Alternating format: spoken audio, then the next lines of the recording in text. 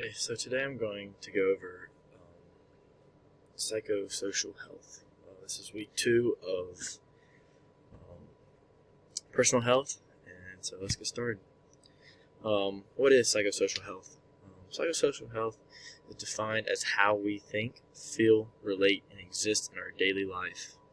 When it comes to the dimensions of health, psychosocial health involves mental, emotional, social, and spiritual health. So what defines a psychosocially healthy person?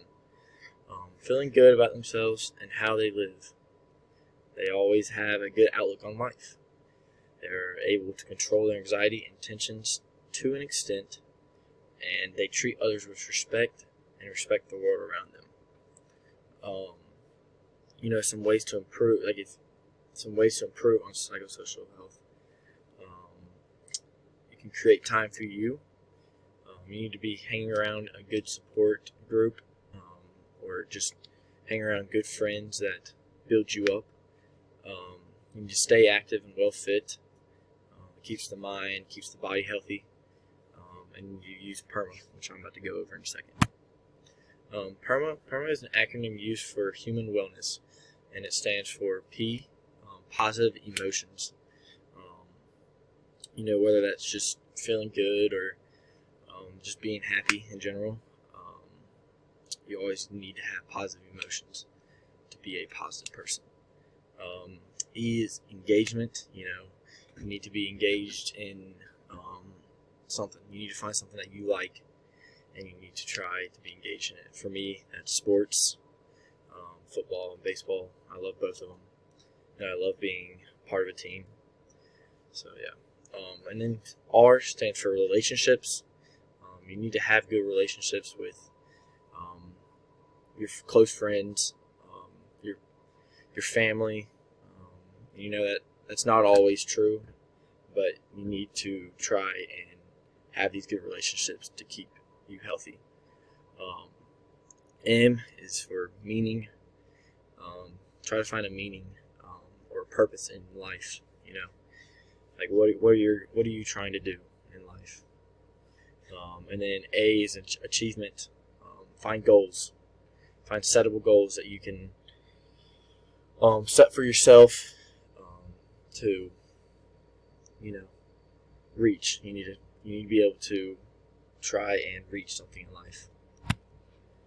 So when it comes to mental health, a mentally healthy person sees life realistically, while being able to adapt to change and are able to carry out everyday activities.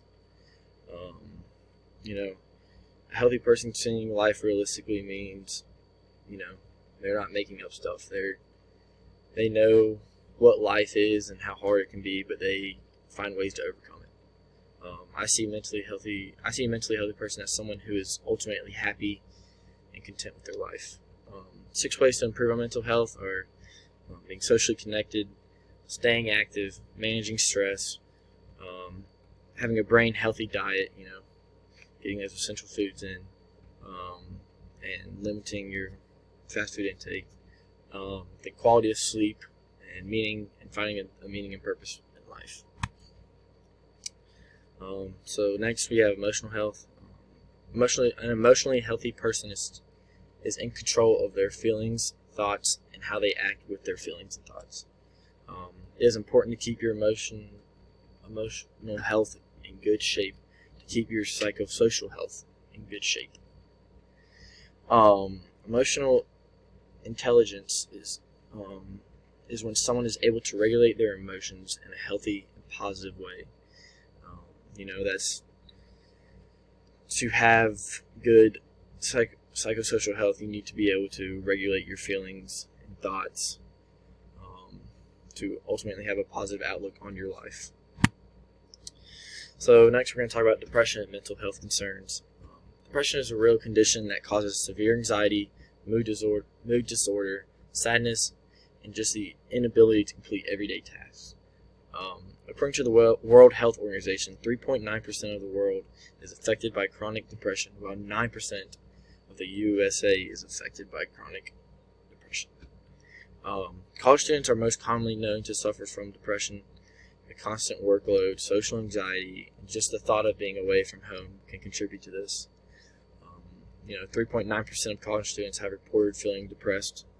I think that was in the past year, but this goes up and it goes down. But next we're going to talk about how you can speak up and just suicide in general, but you can also speak up about your depression. So suicide has become the leading cause of death for people between the ages of 15 and 19, and the second leading cause of death for people between the ages of 19 and 24. Personally, this is a very concerning statistic that needs to be taken more seriously and talked about by everybody. Losing someone from suicide is extremely horrifying, and there are ways that we can help. Signs to watch out for, mood changes, self-hatred, change in personality, preoccupations, and change in habits. And there's plenty more, but those are the ones that I look out for. So if you're feeling this way, or if you see someone feeling or having these symptoms, it is essential that you speak up for them, or if you're feeling them, you need to speak up, because the only way that you can find help and get help is if you speak up. Whether that's to trusted friends, family, or even trusted adults. There are sources. There's sources on campus. There's sources outside of campus in the community that are here to help. Like I said, the only way to improve is to speak up and let people know so that you can get the help you need. And here are my references for this week. So, thank you.